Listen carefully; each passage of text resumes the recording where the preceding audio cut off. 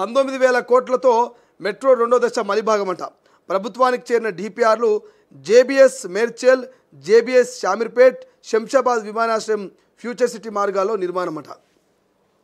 Hyderabad metro రైలు రెండో దశ మలిభాగం 2B దాదాపు 19,000 కోట్ల అంచనాలతో రూపొందించుకుంది. 3 మార్గాల్లో 86.5 కిలోమీటర్ల ప్రతిపాదించారు. JBS to Medchal, JBS to Shamirpet, Shamshabad విమానాశ్రయం, ఫ్యూచర్ సిటీ మార్గాలను ఇందులో చేర్చారు. దీనికి సంబంధించిన సమగ్ర ప్రాజెక్టు నివేదిక డిపిఆర్లను ప్రభుత్వం ప్రధాన కార్యదర్శి నేతృత్వంలోని Hyderabad airport metro limited board ఇటీవల ఆమోదం తెలపడంతో నివేదిక తాజాగా ప్రభుత్వానికి చేరింది. వచ్చే మంత్రివర్గ సమావేశంలో ఆమోదం తెలిపిన అనంతరం కేంద్ర ప్రభుత్వానికి సమర్పించున్నారు.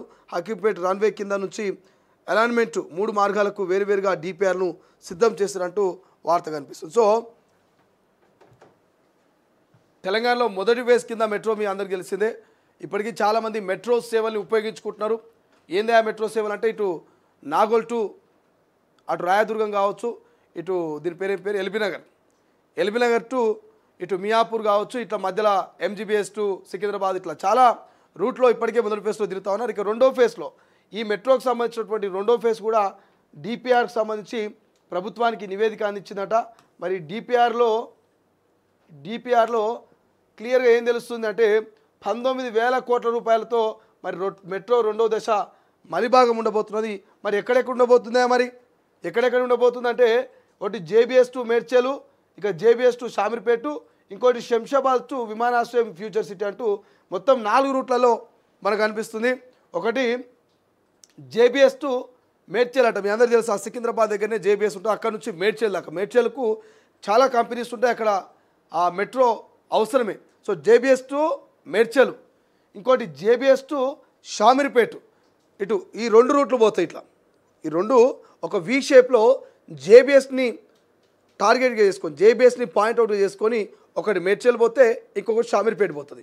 మరోవైపు ఇక విమానాశ్రయానికి శంషాబాద్ విమానాశ్రయము, ఫ్యూచర్ సిటీ మార్గంలో ఇంకో నిర్మాణం అట.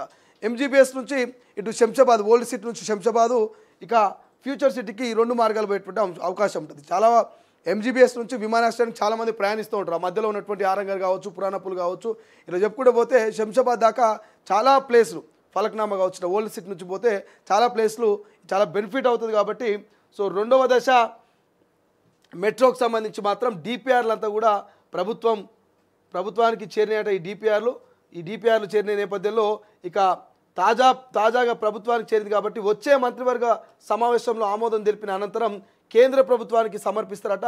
ఇక 3 మార్గాలుగా వేరువేరుగా డిపిఆర్ను సిద్ధం చేశారంటూ వార్త కనిపిస్తుంది. సో చూద్దాం, మరి నిజంగానే చాలా వేగంగా కనుక ఈ మెట్రో అయితే ఇంకా సిటీ అభివృద్ధి చెందుతుంది. అటు శంషాబాదు 4th సిటీ, ఇటు మేడ్చలు, షామీర్పేట ప్రాంతాలకు మెట్రో పోతే జనాలకు చాలా తక్కువ సమయంలో ఎక్కువ ప్రయాణం చేయడానికి బాగుంటుంది. మార్కెటింగ్ పెరుగుతుంది, ఆర్థికంగా అక్కడ కొంత ఇన్వెస్ట్మెంట్లు కూడా పెరిగేటటువంటి అవకాశం మనకు అనిపిస్తూ ఉంది. రైట్, ఇక్కడ ఇంకో వార్త ఉంది. వాహనదారులకు ఇబ్బందులే అధ్వానంగా